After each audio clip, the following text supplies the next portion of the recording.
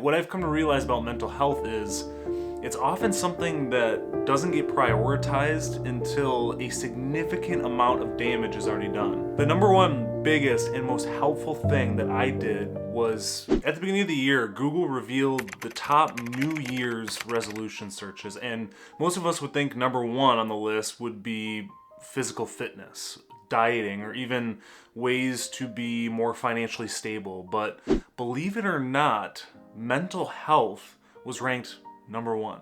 All these how-to questions were roped into this category, such as how to handle stress, how do you cure depression, how do I become happy in my own skin, or how to overcome anxiety. There were just so many questions pertaining to mental health, and I know oftentimes we sit back with this feeling that no one can relate to, but the reality is this feeling you're feeling is a global issue. With that being said, I wanted to take some time and share my experiences with mental health challenges, living with a rare genetic disorder, and what becoming more aware has done for me, in hopes that this resonates with you and allows you to take whatever steps you need to take in your journey to become the best version of yourself. Whether you have porphyria or mental health challenges, I know we are all on different levels and capabilities, so I truly hope there's at least one little snippet you can pull from this that helps you. What I've come to realize about mental health is it's often something that doesn't get prioritized until a significant amount of damage is already done, and we are forced out of desperation to make a quick change. But with that, what I soon realized is there's nothing quick about it. What I tell people since I've been on this journey of mine is I've spent years and years working out for my physical health, hitting muscle groups, and staying disciplined without realizing that our emotional health is a muscle that needs reps too. But it takes a lot more discipline than going to the gym, because at least you can see your waist getting thinner or your arms getting bigger. We don't see what our emotional workouts grow until we become emotionally aware enough to take a step back and evaluate the conversations we have and the connections we make. And the answer that really comes down to is consistency. As people, we journal only when we feel bad to get something off our chest, and we meditate when we need to, when our heart rates are elevated about something we are dealing with, and we work out when we've guilted ourselves so hard into shaming our own appearance.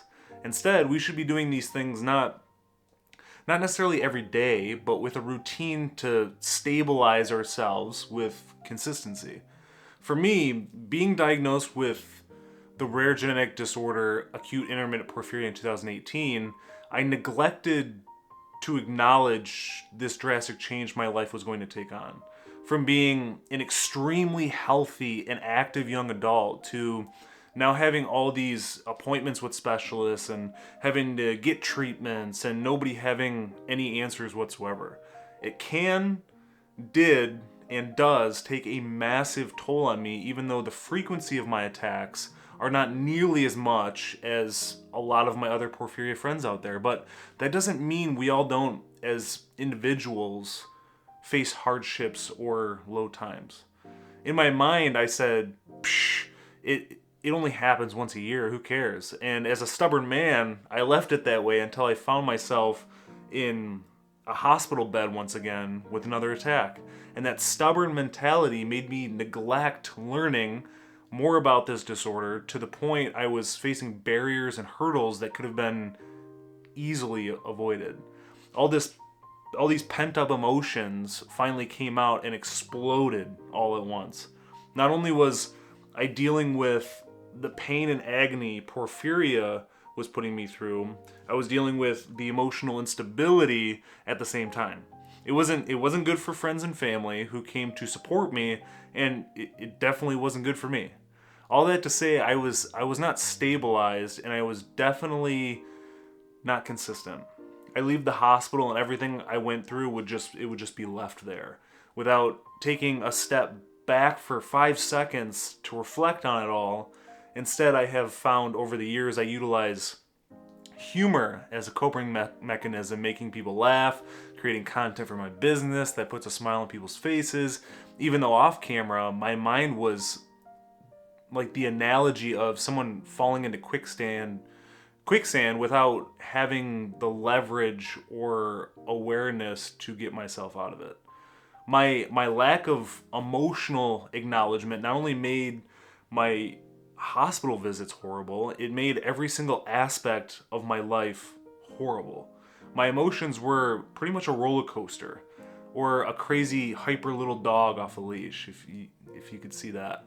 It was exhausting, and unfortunately it took more life changes for me to sit back and say, we need to fix this, Andrew. So with all that being said, I figured I would share 5 tips that I feel has personally helped me regulate my emotions better, which in turn helped every aspect of my life times 10. The number one biggest and most helpful thing that I did was getting into therapy. The me a few years ago would have said, therapy? That's for people who have anxiety, depression, and have some sort of dependence thing going on. That's what a stubborn person would say. It took me a while to realize we have business coaches who help us stay the course in business. We have public speaking courses to get over our fears of public speaking. We have vocal instructors to help improve our singing voices, personal trainers to improve our physical fitness, but what about our emotional fitness? What coach or instructor does that? And that's my mentality, at least, when it comes to therapy. Getting a therapist doesn't mean you have issues. It doesn't make you an outcast. For me, I thought of it as a want to improve my physical fitness, or my mental fitness, I should say. I'm going to invest in this professional to help improve, just like you would growing up with sports. You spend the extra money to go to all those camps to get better. At first, I would jump into a session expecting immediate results, thinking, okay, therapist person, wave your magic wand and make me normal. But that's not how it works. Not at all, definitely not. It takes time. It's unlearning bad habits. It's developing new ones. It's creating that sense of awareness to think before you speak, no matter how hard the situation. It's spending time with your thoughts instead of running away from them. It's feeling good about yourself and that person you see in the mirror every single day, pretty much. There's so much to learn, implement, tweak, and eliminate, and it's wrong to expect that to happen overnight. I've realized that it's simply a conversation with a self-aware person to help you think more self-aware, ask yourself questions, and implement practices to keep building that mental muscle with countless repetitions. Of course, you'll want to make you want to be with somebody that you jive with. You want it to feel valuable, but give it several sessions before you decide it's not working and you need to find somebody else, of course. The next tip that I found very helpful was actually suggested by a therapist, and that's journaling. And when I first heard that, I'm like, there is no way I'm going to write in a diary, but it's not like that at all. Everyone in this world has conflicting thoughts that keep them up at night, thoughts that maybe you can only answer, or maybe they're thoughts that you're struggling so hard to put on the back burner, but instead you let them eat you alive. You don't sleep, you don't eat very good, and your whole life lacks just a whole lot of presence, really, because you're stuck so much on this thought. Maybe that sounds familiar with you. I know it resonates a little too hard for me, that's for sure. For example, I went to school for marketing. So I'm kind of a nerd when it comes to the creative processes, and when I have an idea, you can almost guarantee there is a pen and paper next to my bed, because in my dream, I found the treasure map for a perfect advertisement. It sounds funny, but bear with me here. I could spend a whole day thinking about this particular idea, then the whole night, then the whole next day, and so on and so on. So instead of putting your life on hold for that one thought, you could put your thoughts on paper where you might consider just writing everything that comes to mind for 15 or 20 minutes, and it starts to really solidify those ideas in your brain. Think about being in school when you're making a study guide or notes for a lecture. It becomes ingrained in your mind. Well, this is the exact same thing. It doesn't have to be every single day, but it's a good habit to develop. So that's why there's always the suggestion to do it every single day, regardless of how you feel. You might not have that many thoughts in your mind occupying space, but it never hurts to Google some prompts, if at all, that get the gears turning in your head, because not only is this getting your thoughts on paper so they don't occupy so much of your brain, they are also training you to be more emotionally regulated as you explore your feelings and break down what your emotions actually mean, because I feel like most people don't know what they mean. This tip is just very, very important. I took this one really, really to heart, because you think about getting guitar lessons. The teacher is the therapist during your session, but you still need to practice at home, and that's what journaling is for your mind. The next tip that may seem a little obvious, and that's just taking care of yourself. It's something I didn't really notice I neglected until I took a step back and knew I needed to make some changes. Yes, I was going to the gym and working out really, really frequently, but there's so much more to a healthier lifestyle than going to the gym. I was so overly focused on my business that food wasn't a priority. I was skipping meals, losing weight, doing fast food because I didn't feel like cooking, and the calorie intake was it was all just garbage and nothing nutritious was fueling my body through all this strenuous exercise I was doing throughout the day. On top of that, sleep. It's something I'm still struggling with today. As someone who is self-employed, there's a bad habit that's been formed in this industry, and that's being that workaholic.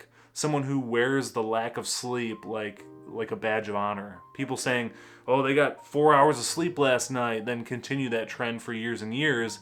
And I don't really have to tell you how important sleep is for your overall health, but food, sleep, physical and mental exercise are all important things that need to be prioritized. The next tip is having goals and aspirations, or just something to look forward to. I've noticed that, at least with myself, that when I get through the busyness and things slow down, I find myself filling that space with all these mindless thoughts and activities that don't make me feel satisfied at the end of the day. If anything, it makes me feel worse.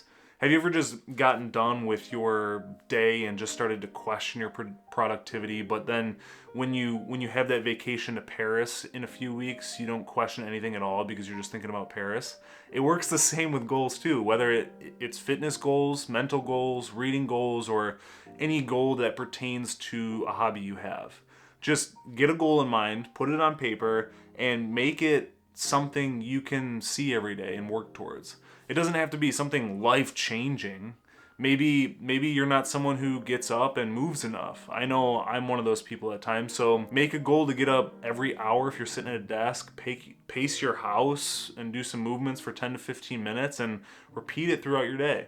If you get through it, think of a way that you can reward yourself. Then set bigger movement goals and reward yourself even more. These habits and having something to look forward to will keep you grounded and not in this squirrel mindset that is having racing thoughts day in and day out. The last tip I wanted to mention is just helping others. Maybe you checked all the other boxes on things I've shared, but it still feels like there's room for improvement.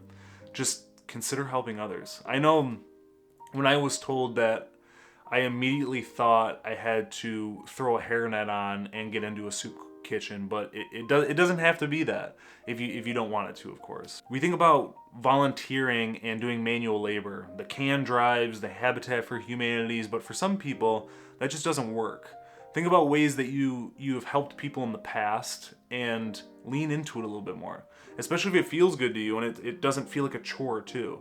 I know social media gets a bad rep, but when it comes to helping people, it can be very useful. Creating videos, sharing thoughts about anything and everything. If anyone finds value in it, you can chalk that up as a win.